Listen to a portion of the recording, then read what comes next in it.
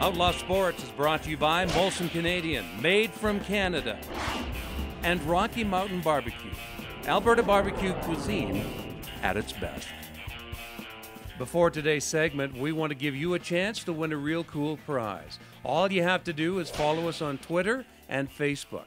Join now for your chance to win an autographed Doug Gilmer Flame jersey, the real leader of the '89 Flames Cup-winning team, the club's best-looking jersey. Join us on Twitter and Facebook to win. It's that easy. Found it very refreshing that Daniel Briere of the Philadelphia Flyers made some interesting comments about fighting in the NHL and how the game has deteriorated into a game where the Rats, and he was pointing out to guys like Max Lapierre of Vancouver, can simply go out, shoot their mouth off, and they can go around antagonizing people and don't have to pay the price. He can check where he probably wouldn't check, knowing there's not going to be any repercussions. He says what the NHL has to do is get back to the old days. Get rid of this instigator rule and let the NHL police itself. Bobby Clarke made the same comments the same day. He said that's what's wrong with it. He said in the days of the 70s and 80s, you had guys that played tough hockey, not cheap hockey. And if there were any cheap guys, and if Lapierre would played back then, he would have been sought after by one of the tougher guys. Guys that could play the game but were also tough.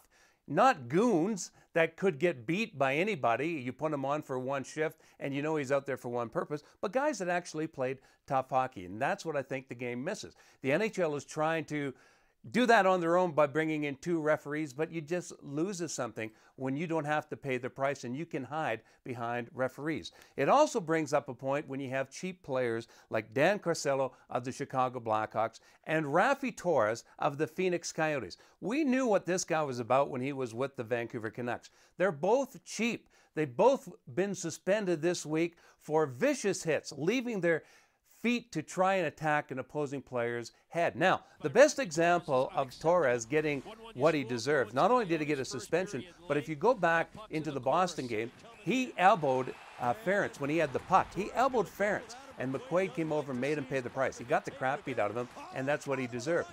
In the following 2 games after that, here he is doing the same thing.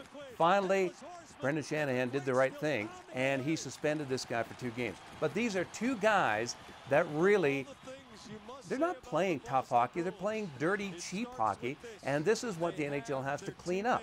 Get rid of the instigator so guys like this can actually have to pay the price themselves. And they won't do the cheap, dirty stuff. It's that simple. Tired of going to redneck barbecues?